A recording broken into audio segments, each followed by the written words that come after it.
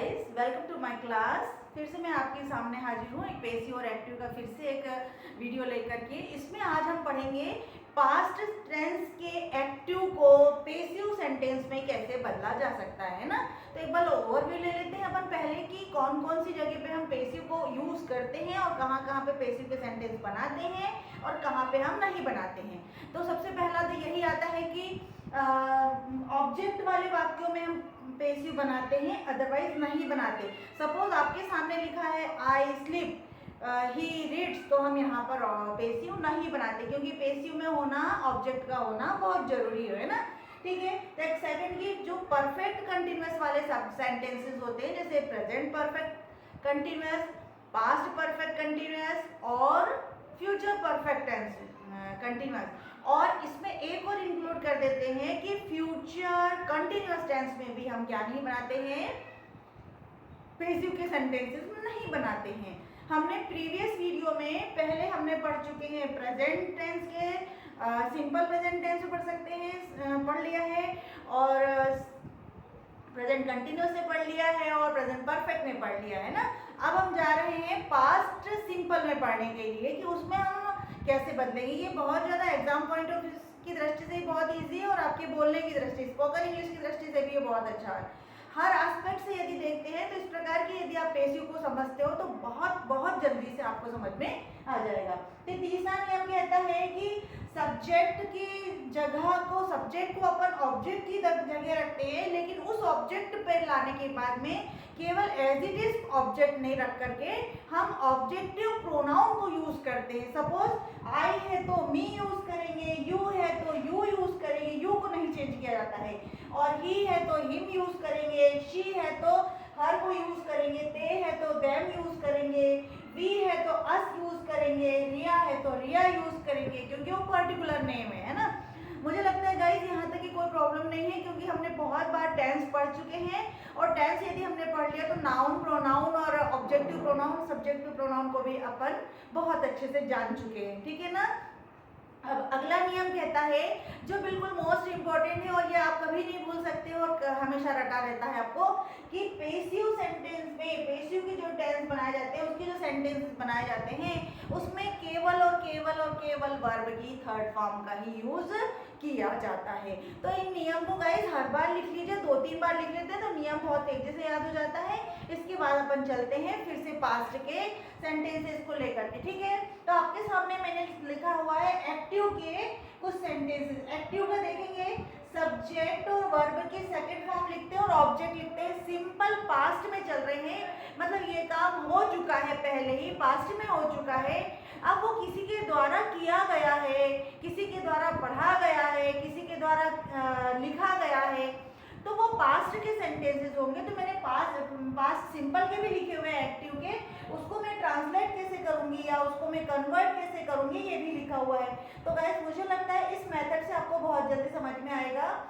और अपन फिर से शुरू करते हैं। तो सब्जेक्ट, वर्ब की सेकंड फॉर्म और ऑब्जेक्ट होता है यहाँ पर। यहाँ अपन फॉर्मूला देख लेते हैं पेसिव सेंटेंसेस का। तो ऑब्जेक्ट प्लस वॉज और वर, क्यों? क्योंकि मैंने बार बार समझाया है कि जब सिंपल पास्ट होता है तो उसमें हम वॉज और वर्ब लेते हैं और वर्ब की थर्ड फॉर्म लेते हैं। यहाँ पे हमारे पास कोई हेल्पिंग वर्ब नहीं थी, हाँ निगेटिव करते हैं तब हेल्पिंग वर्ब हमारे पास डिड थी। तो पास्ट में पेसिव की हेल्पिंग वर्ब क्या हो जाएगी, वॉज और वर। और एक ट्रिक और देती हूँ गाइस मैं आपको, जैसे जैसे आप एक्टिव में चलते हो और सेकंड वाला जैसे अपन पास्ट कंटिन्यूअस पढ़ रहे हैं तो कंटिन्यूअस में हम इधर लिख लेते हैं is, M, R, I N G लेते हैं ना, लेकिन अगर हम वहाँ पे परफेक्ट में लेंगे तो हम आई एम जी करेंगे। ठीक है ना। एक बार फिर से मैं रिवाइज कर देती हूँ कि यहाँ पे मैं वर्ब की सेकंड फॉर्म को यूज करते हैं अपन, और यहाँ पे अपन वर्ब की थर्ड फॉर्म यूज करेंगे, लेकिन वॉज और वर के साथ करेंगे, है ना। तो एक बार देखेंगे जरा फिर से, आई रोट अ लेटर, मैंने एक लेटर लिखा, क्या मीनिंग हुआ, मैंने एक लेटर लिखा, लेकिन लेटर लिखा किसके द्वारा, मेरे द्वारा लिखा गया, तो हम उसको पेसिव में कैसे लगेंगे, अ लेटर। देखो ऑब्जेक्टिव पार्ट को हमने कहाँ ले लिया, सब्जेक्ट में बनाने के लिए ले लिया। A letter was written, road का क्या कर दिया अपन ने, रिटर्न कर दिया, और बाय लगा दिया और मी के साथ। तो आई का जो ऑब्जेक्टिव प्रोनाउन था वो क्या था, मी हो गया यहाँ बाय मी, लेटर मेरे द्वारा लिखा गया। ठीक है ना, यहाँ तक क्लियर हुआ। आगे बढ़ जाते हैं। यू वाटर्ड प्लांट्स, तुमने पौधों को पानी डाला। पहले डाल चुके हैं ये ना, तुमने पौधों को पानी डाला। एक पौधा नहीं है यहाँ पे, है ना, तो यहाँ पे ज्यादा पौधे हैं, तो यहाँ पे अपन वर लगा देंगे। Plants were watered by you, plants को पानी डाला गया तुम्हारे द्वारा, है ना, बाय यू लगा लेंगे। देखिए गाइस, ये नहीं है कि हम यहाँ पे बाय लगा रहे थे, everywhere you have to put only by, जरूरी नहीं है यहाँ पर, क्योंकि धीरे धीरे जब आप अच्छे से इंग्लिश पढ़ने लग जाते हैं तो आप समझ जाते हो कि पेसिव कैसा हो रहा है, किसी के द्वारा किया गया है काम है, तो वहाँ बाय ना भी लगाएंगे तो चल जाएंगे। अक्सर पेपर में आपने ऐसे पढ़ते हो, वहाँ पे बाय आपको नहीं दिखाया गया है ना, तो अरेस्टेड दिखाता है तुमको, वेपन आता है, इस प्रकार से समझ में आता है कि वो क्यों लगा है, तो वहाँ बाय क्यों नहीं लगा। तो कंफ्यूज नहीं होना कि वहाँ बाय क्यों नहीं लगा है, वो पेसिव के सेंटेंसेस होते हैं, बट वहाँ पे नहीं नीड नहीं होती है तो नहीं लगा जाते ना। हम बिगनर्स हैं, सीख रहे हैं, इसलिए हम कर सकते हैं। हम बता रहे हैं कि आपके द्वारा किया गया, उसके द्वारा किया गया, उनके द्वारा किया गया, है ना। ठीक है, अब अगला देखेंगे। ही रेड, देखो यहाँ पे स्पेलिंग नहीं बदलती रीड की, रेड ही स्पेलिंग वैसी की वैसी रहती है, हम प्रोनाउंसिएशन बदल देते हैं red. He red a book, उसने एक पुस्तक पढ़ी। अ बुक वाज रीड, यहाँ पे फिर से आ गया, a book was read by him, उसके द्वारा पुस्तक पढ़ी गई। शी प्लेड फुटबॉल, किसके द्वारा फुटबॉल खेली गई, उसके द्वारा, तो उसके के ऑब्जेक्टिव प्रोनाउन क्या हो गया, हर हो गया। अब शी प्लेड फुटबॉल, उसने फुटबॉल खेली, तो देखो फुटबॉल को अपन ने सब्जेक्टिव बना लिया और वॉज कर दिया, क्यों, क्योंकि शी क्या है, सिंगुलर है, तो ये वॉज लगा लिया। Football was played by her, she का क्या हो गया, हर लगा दिया अपन ने। चलिए, दे कुक्ड फूड, उन्होंने खाना बनाया। किसने खाना बनाया, जो बहुत सारे लोग हैं उन्होंने बनाया, लेकिन खाना बना लिया गया, तो किसी और के द्वारा बनाया गया। हम इसको ऐसा भी तो बोल सकते हैं, खाना उनके द्वारा बनाया गया, उन्होंने बनाया, ये भी बोल सकते हैं।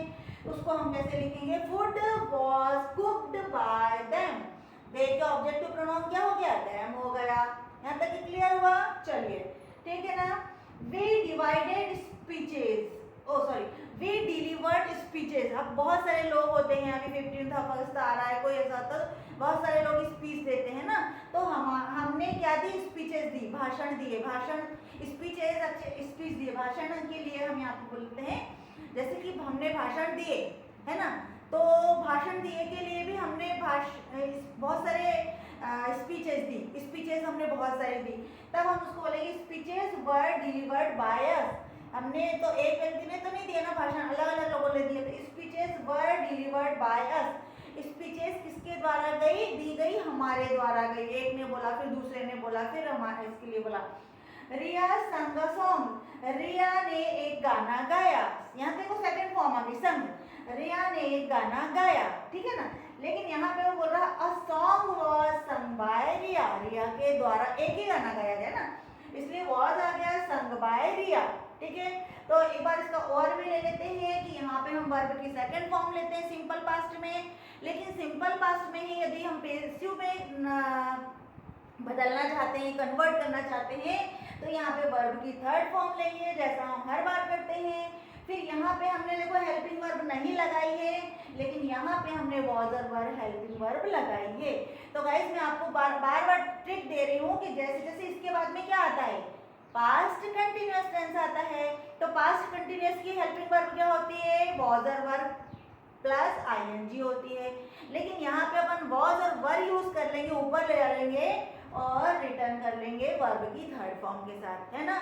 लेकिन जब पास्ट कंटिन्यूअस का करेंगे तो वास्तव में होता है वॉज वर प्लस कंटिन्यूअस, वहां पे हम क्या कर लेंगे, जल्दी बताओ, हेड कर लेंगे, है ना, डन वर्ब कर ले, हेड डन। ठीक है, इस प्रकार से काम करेंगे। तो अगले वीडियो में मैं फिर आपको एक्टिव और पैसिव लेके आती हूँ, लेकिन वो लेके आऊंगी मैं पास्ट कंटिन्यूअस टेंस के लिए।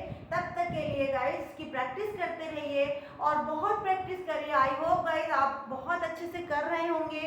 क्योंकि प्रैक्टिस मेक्स मैन परफेक्ट। कोई भी व्यक्ति बिना प्रैक्टिस के बहुत अच्छी स्पोकन इंग्लिश नहीं बोल पाता है, और ना ही वो ग्रामर की कोई बड़ा रिटर्न वर्क लिख सकता है, ना ही कोई ड्राफ्टिंग कर सकता है। तो you will have to little hard work, so then only you will get success definitely, and I wish you thank you for best of luck for you कि आप बहुत अच्छे से पढ़ रहे हो। गाइस ये नहीं होता है कि हमने आज पढ़ा और ख़त्म कर दिया, इसको अपने नोट्स बना करके रख दिए। गाइस होना तो ये चाहिए कि हम इसको रिपीटेडली यानी ओवर एंड ओवर आपकी प्रैक्टिस करेंगे, then only you will learn many more things, okay. और ऐसा कभी नहीं होता है कि हम एक दिन पढ़ लेंगे स्पोकन इंग्लिश हो जाएगी। If you want to spoken improve your English spoken English, you will have to improve your skill, not only spoken English skill, because this is not a one day processing, okay. एक दिन की process नहीं है, ये processing है, ये बहुत उनकी रेगुलर एटलीस्ट में 1 to 3 मंथ आपको ये हार्ड वर्क करना पड़ता है, और फिर आप अपने धीरे धीरे आपको वोकेबलरी पे काम करना आ जाता है, इंटरेस्ट पैदा होने लगता है, वोकेबलरी पे काम करना आने लगता है, सेंटेंस की फ्रेमिंग आ जाती है, और आप बहुत अच्छे से इंग्लिश बोलने भी लगते हो और लिखने भी पढ़ते हो। और मुझे लगता है गाइज आपको ये हेल्पफुल होगा ये video. Thank you for watching me. If you like this video, so please like, share and subscribe, okay. Thank you guys.